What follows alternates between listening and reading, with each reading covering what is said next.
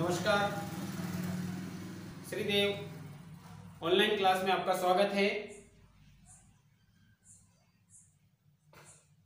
आज हम शब्द विचार टॉपिक पे चर्चा करेंगे कि शब्द किस प्रकार से बनता है, शब्द की परिभाषा क्या है, शब्द का स्वरूप कैसा है, शब्द किस प्रकार से हिंदी में ग्रहण किए गए हैं, कौन कौन सी भाषाओं से शब्द आए हैं या कौन सा शब्द किस भाषा से लिया गया है। तो हम शुरुआत करते हैं शब्द की। क्या है शब्द? अब शब्द की परिभाषा क्या होती है? देखिए, शब्द की परिभाषा आपको देखना है कि शब्द की परिभाषा क्या है। वर्णों के मेल से बने स्वतंत्र सार्थक ध्वनि समूह को शब्द कहते हैं। क्या कहते हैं? वर्णों के मेल से बने स्वतंत्र सार्थक ध्वनि समूह।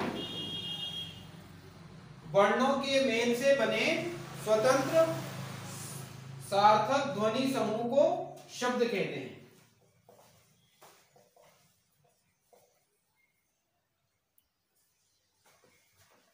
ठीक है, देखिए इसे कहा जाता है शब्द।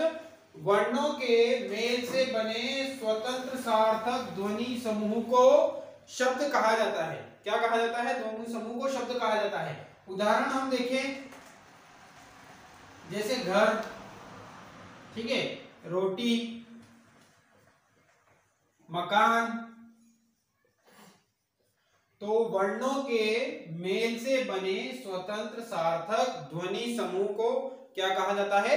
शब्द कहा जाता है। क्या कहा जाता है? शब्द कहा जाता है। ठीक है, अब ऐसे हम देखते हैं जैसे विद्यालय। तो ये क्या हुआ? वर्णों के मेल से बने स्वतंत्र सार्थक ध्वनि समूह को शब्द कहते हैं। ठीक है, ये शब्द की परिभाषा हो गई। अब पद किसे कहा जाता है ये देखना है आपको कि पद किसे कहा जाता है। पद किसे कहेंगे?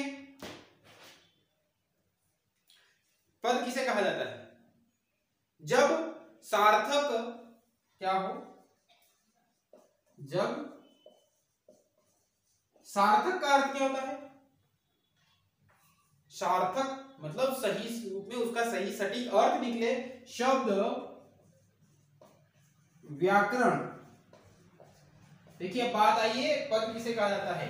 व्याकरण के नियमों में बंधकर, व्याकरण के नियमों में बंधकर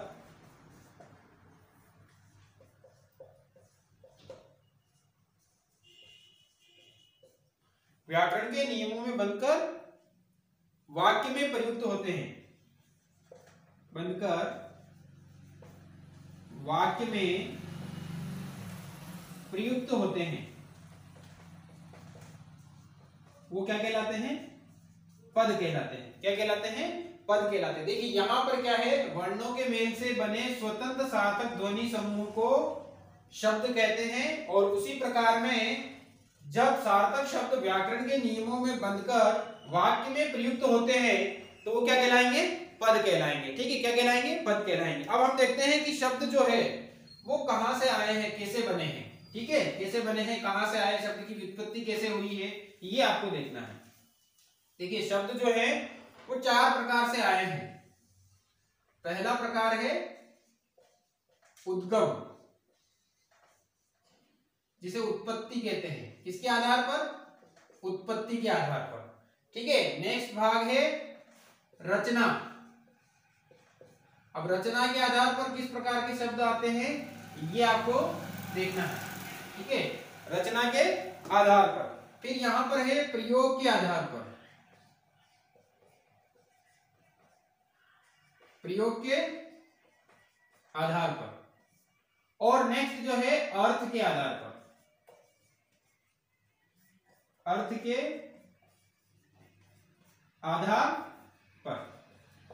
अब यहां पर आपको देखना है कि इनके आधार पर कौन कौन से शब्द बनते हैं। देखिए उद्गम या उत्पत्ति के अनुसार कौन से शब्द बनते हैं वो है आपका, यहां देखते जाइए आप, नंबर 1 पे तत्सम शब्द, तत्सम शब्द। नंबर 2 पे क्या बनेंगे? तद्भव शब्द, तद्भव शब्द। फिर नंबर 3 पे क्या बनेंगे? देशज शब्द, देशज शब्द। फिर नेक्स्ट जो है 4 नंबर पे क्या बनेंगे? विदेशी शब्द या आगत, जो आए हुए हैं, ठीक है, विदेशी शब्द। फिर अगले क्या बनेंगे नेक्स्ट नंबर पर? संकर शब्द, संकर शब्द। अब आपको ये देखना है कि ये कहां से आए हैं और कैसे बने हैं, ठीक है। यहां देखिए तत्सम शब्द पे जो संस्कृत से, तत्सम शब्द क्या होते हैं? जो संस्कृत से उसी रूप में ग्रहण कर लिए गए, उनका रूप परिवर्तित नहीं किया गया, जिस प्रकार से संस्कृत भाषा में थे उसी रूप में हिंदी में ग्रहण कर लिए गए। मतलब क्या हुआ? उनका रूप अपरिवर्तित रहा, रूप परिवर्तित नहीं हुआ। वे शब्द जो संस्कृत भाषा में से हिंदी में उसी रूप में ग्रहण कर लिए गए हैं वो क्या कहलाएंगे? तत्सम शब्द कहलाएंगे। अब हम बात करते हैं तद्भव की। तद्भव शब्द का अर्थ होता है कि जो संस्कृत, पाली, प्राकृत, अपभ्रंश, अवहट, ये जो क्रम होता है, हिंदी की जो जननी है वो है संस्कृत। अब संस्कृत भाषा से जो शब्द थे वह परिस्थिति व आवश्यकता अनुसार उनमें कुछ बदलाव किया गया, और वो बदलाव होने के कारण जब हिंदी में ग्रहण किए गए तो वो शब्द कौन से कहलाए? तद्भव शब्द कहलाए, ठीक है। कौन से शब्द कहलाए? तद्भव। अब जो है देशज शब्द, जो क्षेत्रीय भाषाओं से आए हैं, लोक भाषाओं से आए हैं या देश में उत्पन्न हुए हैं, वो सब शब्द कौन से होंगे? देशज शब्द कहलाएंगे, ठीक है। कौन से शब्द कहलाएंगे? देशज शब्द। अब विदेशी शब्द में जो है विदेशी भाषा से आए हुए शब्द, जैसे अंग्रेजी भाषा से, अरबी से, फ्रांसीसी से, है ना, चीनी भाषा से, ऐसे आए हुए जो शब्द है वो क्या कहलाएंगे? विदेशी शब्द। कौन से शब्द कहलाएंगे? विदेशी शब्द। फिर जो होता है संकर शब्द। संकर शब्द क्या होते हैं? दो भाषाओं के शब्द मिलाकर जो नया शब्द बनाया जाता है, दो भाषाओं का शब्द मिलाकर जो नया शब्द बनाया जाता है वो क्या कहलाएगा?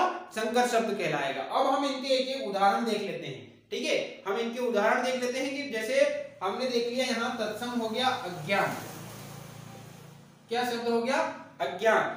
अब इस रूप को परिवर्तित करके तद्भव में क्या बन जाएगा? अजान, ठीक है। इसका क्या बन गया? अजान बन गया। जैसे हम देख लेते हैं चैत्र, तो इस शब्द का क्या बन जाएगा तद्भव में? चैत, है ना, जो एक मास होता है, क्या होता है? चैत मास जो होता है उसके संबंध में यह शब्द बन जाएगा चैत। अब देशज भाषा से संबंधित जो शब्द होते हैं हम उनको देख लेते हैं। जैसे हमने बोल दिया लोटा, तो ये क्या हुआ? क्षेत्र विशेष की भाषा से, लोक भाषाओं से आए हुए शब्द जो है देश में उत्पन्न हुए शब्द हैं। अब विदेशी भाषा से जैसे हमने लिख दिया बटन, अंग्रेजी भाषा से आया हुआ शब्द है। जैसे हमने लिख दिया चाय, ये कौन सी भाषा से आया हुआ शब्द है? चाय। बताइए चाय कौन सी भाषा से आया हुआ शब्द है? चीनी भाषा से ये शब्द बना हुआ है, आया हुआ है। अब संकर शब्द कौन से होते हैं? जो दो भाषाओं से मिलकर बने होते हैं। जैसे हम लिख देते हैं रेलगाड़ी, क्या लिखा? रेलगाड़ी। अब जो रेल है ये शब्द क्या हुआ? अंग्रेजी भाषा का हो गया, ठीक है। और गाड़ी कौन सी भाषा का हो गया? क्षेत्रीय भाषा का, ठीक है। जैसे मालवी भाषा का क्षेत्र शब्द हो गया गाड़ी। तो ये थे जो शब्द हैं उद्गम और उत्पत्ति के अनुसार आपने देखे। अब हम देखते हैं रचना के आधार पर। किसका आधार पर देखते हैं? रचना के आधार पर।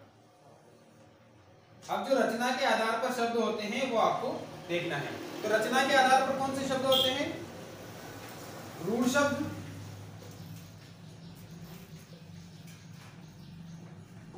कौन से शब्द होते हैं? रूढ़ शब्द। फिर यौगिक शब्द, फिर होते हैं योग रूढ़ शब्द। कौन से शब्द होते हैं? योग रूढ़ शब्द। अब इन तीनों को आपको देखना है कि इनमें किस प्रकार से शब्द बनता है। ठीक है, तो रूढ़ शब्द कौन से होते हैं?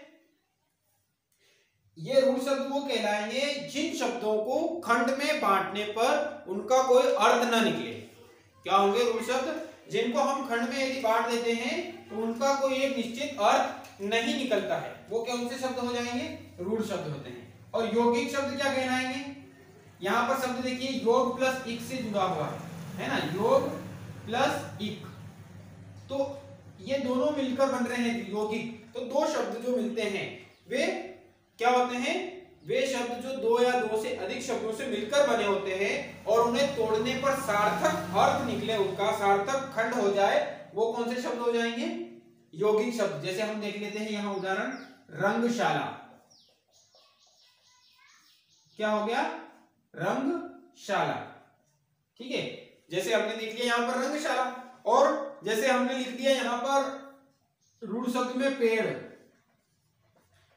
ठीक है, अब इसको हम तोड़ेंगे तो इसके कोई निश्चित अर्थ नहीं निकल रहे, ना सार्थक खंड जो सार्थक है वो अर्थ प्रकट नहीं हो पाएगा। जैसे पेड़ अलग हो गया, फिर उसमें क्या होगा? अलग हो जाएगा। फिर जैसे हम लिख देते हैं हाथी,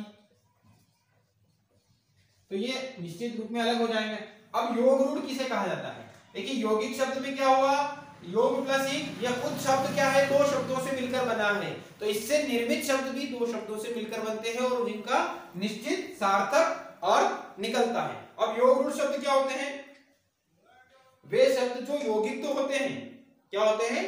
यौगिक तो होते हैं पर किसी निश्चित अर्थ में प्रयुक्त होते हैं। जैसे हम लिख देते हैं पंकज। वे शब्द जो यौगिक तो होते हैं परंतु किसी निश्चित अर्थ में प्रयुक्त होते हैं, वो क्या कहलाएंगे? आपके क्या कहलाएंगे? वो निश्चित अर्थ में प्रयुक्त हो गया। जैसे क्या हो गया यहां पर? पंकज। ठीक है, पंकज।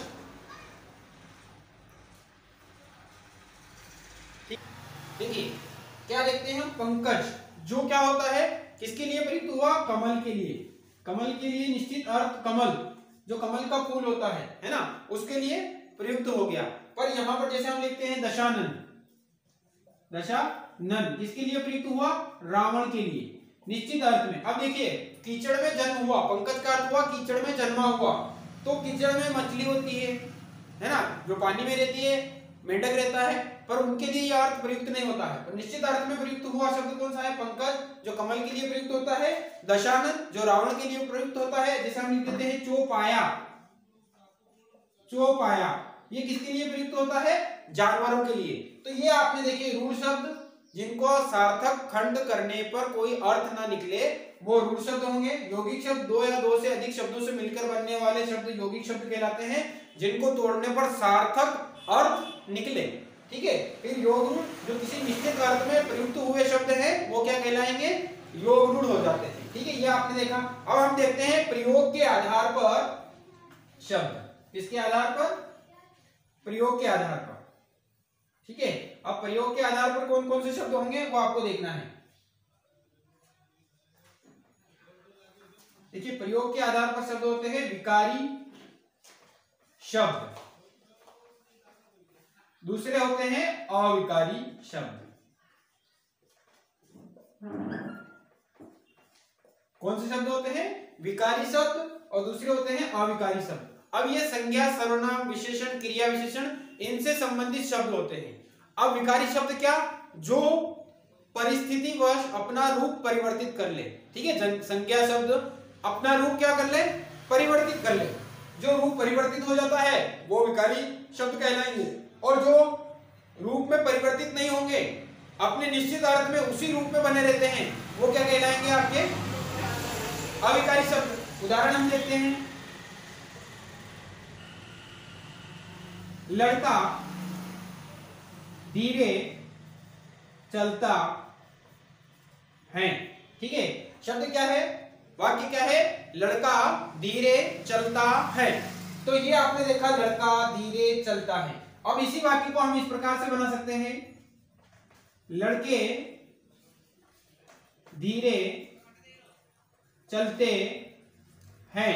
अब देखिए यहां पर लड़का चलता है, ये क्या हुआ? रूप परिवर्तित हो गया। तो ये लड़का चलता है। इन्होंने क्या किया, क्रिया या संज्ञा जो क्या होती है अपना रूप परिवर्तित कर देते हैं। संज्ञा, सर्वनाम, विशेषण और क्रिया विशेषण, ये शब्द जो होते हैं रूप परिवर्तित कर लेते हैं। तो यहाँ देखिए ये विकारी शब्द हो गए। और धीरे धीरे ये दो शब्द जो देखिए दोनों वाक्यों में इसका रूप परिवर्तित नहीं हुआ, क्या है, धीरे। और यहाँ पर भी क्या है, धीरे, पर वाक्य का अर्थ परिवर्तित हो गया। यहाँ एक लड़का चलता है जो धीरे चल रहा है, और लड़के बहुत सारे हैं वो एक साथ चल रहे हैं, वो भी क्या चल रहे हैं, धीरे चल रहे हैं। तो यहाँ पर अविकारी जो शब्द हुआ जिसका रूप परिवर्तित नहीं होता है वो क्या है, धीरे। और जो रूप परिवर्तित हो जाते हैं जिन शब्दों के वो कौन से होंगे, विकारी शब्द होंगे। अब ये जो आपकी प्राथमिक परीक्षा है ना, प्राथमिक शिक्षक की परीक्षा है, इसके संबंध में ऐसे बहुत सारे शब्द आपसे पूछे जाते हैं कि वाक्य में कौन सा विकारी शब्द है और कौन सा अविकारी शब्द है। तो यहां से आपने देखते हुए चला कि शब्द जो हैं उद्गम के अनुसार क्या होते हैं, रचना के अनुसार क्या होते हैं और प्रयोग के आधार पर क्या होते हैं। नेक्स्ट भाग हम देखते हैं कि जो आपका अर्थ के आधार पर किस प्रकार के शब्द होते हैं। ठीक है, अब हम देखते हैं अर्थ के आधार पर शब्द, जो अर्थ के आधार पर किस प्रकार के शब्द होते हैं। ठीक है, सबसे पहले हमें देखना है सार्थक शब्द, जिनका क्या हो, एक निश्चित अर्थ प्रयुक्त हो, सार्थक शब्द हो। जैसे हमने बोल दिया रोटी, ठीक है, ये क्या हो गया, एक सार्थक शब्द हो गया। ठीक है, अब हम देखते हैं सार्थक के साथ में अलग आते हैं निरर्थक शब्द। निरर्थक शब्द, निरर्थक शब्द किसे कहेंगे, जैसे हम देख लेते हैं यहां पर रोटी, और हमने देखे फिर निरर्थक शब्द देखा, तो यहां पर निरर्थक शब्द कौन सा है, बोटी। ठीक है, कौन सा शब्द हो गया, निरर्थक। अब इसके जो अगला भाग है वो आपको देखना है। नेक्स्ट भाग जो आता है वो आता है आपका, देखिए पहले सार्थक शब्द, फिर निरर्थक शब्द, फिर आपका आता है एकार्थी शब्द। क्या होते हैं, एकार्थी शब्द, जो एक ही अर्थ में प्रयुक्त होते हैं। फिर क्या होते हैं, अनेकार्थी। कौन से शब्द होते हैं, अनेकार्थी शब्द। कौन से शब्द होते हैं, अनेकार्थी, जो अनेक अर्थों में प्रयुक्त होते हैं। ठीक है, अब अनेकार्थी के बाद हम देखते हैं नेक्स्ट जो शब्द आते हैं आपके, वो आते हैं समानार्थी या पर्यायवाची, जिन्हें हम क्या कहते हैं, समानार्थी, या कौन से शब्द कहा जाता है, पर्यायवाची। फिर नेक्स्ट जो आते हैं आपके आते हैं विपरीत शब्द। विपरीत शब्द, ठीक है, कौन से आते हैं, विपरीत शब्द। फिर इसके अंतर्गत जो आते हैं वो आते हैं, नेक्स्ट शब्द है श्रुति सम भिन्नार्थक शब्द। कौन से आते हैं, श्रुति सम भिन्नार्थक शब्द, कि जिन शब्दों की श्रुति मतलब सुनने में एक ही जैसे होते हैं परंतु उनका अर्थ अलग अलग होता है, जो मात्रा के अनुसार होता है। जैसे अली, एक अली का अर्थ होता है बोरा और एक अली का अर्थ होता है सकी। फिर नेक्स्ट जो आते हैं वो आते हैं वाक्यांश के लिए एक शब्द। क्या आते हैं, वाक्यांश के लिए एक शब्द। तो ये आपने शब्द की स्थिति देखी, हम वापस से उसका रिवीजन कर लेते हैं कि किस अनुसार ये प्रयुक्त होते हैं, कैसे प्रयुक्त होते हैं। उद्गम या उत्पत्ति के अनुसार शब्द कौन से होते हैं, तत्सम शब्द, तद्भव शब्द, देशज, विदेशी और संकर शब्द। फिर होते हैं रचना के आधार पर रूढ़ शब्द, यौगिक शब्द, योग रूढ़ शब्द। फिर प्रयोग के आधार पर जो होते हैं संज्ञा सर्वनाम से संबंधित शब्द, विकारी शब्द, अविकारी शब्द। फिर अर्थ के आधार पर प्रयुक्त होते हैं सार्थक शब्द, निरर्थक शब्द, एकार्थी शब्द, अनेकार्थी शब्द, समानार्थी शब्द, विपरीतार्थी, विलोम शब्द जिन्हें कहा जाता है वो, और श्रुति सम भिन्नार्थक शब्द, और होते हैं वाक्यांश के लिए एक शब्द। तो ये आपने देखा कि जो शब्द होते हैं उन शब्द की जन्म के अनुसार शब्द कैसे हुए, ये जन्म के अनुसार शब्द। अब जन्म मतलब संस्कृत भाषा से आए, किस प्रकार से परिवर्तित हुआ। रचना होता है बनावट के आधार पर, ठीक है, बनावट के आधार पर, और जैसे प्रयोग किया जा रहा है शब्दों का उसके आधार पर, और ये होते हैं अर्थ के आधार पर। तो आपने यहाँ शब्द के बारे में जानकारी देखी। हम नेक्स्ट वीडियो में अगले जो वीडियो जो बनाएंगे उसमें आपके लिए इनसे संबंधित उदाहरण का वीडियो लेकर आएंगे, क्योंकि यह प्राथमिक परीक्षा के लिए, मध्य प्रदेश सब इंस्पेक्टर परीक्षा के लिए बहुत महत्वपूर्ण यूनिट है, जिसमें से बहुत सारे प्रश्न पूछे जाते हैं। ठीक है, धन्यवाद।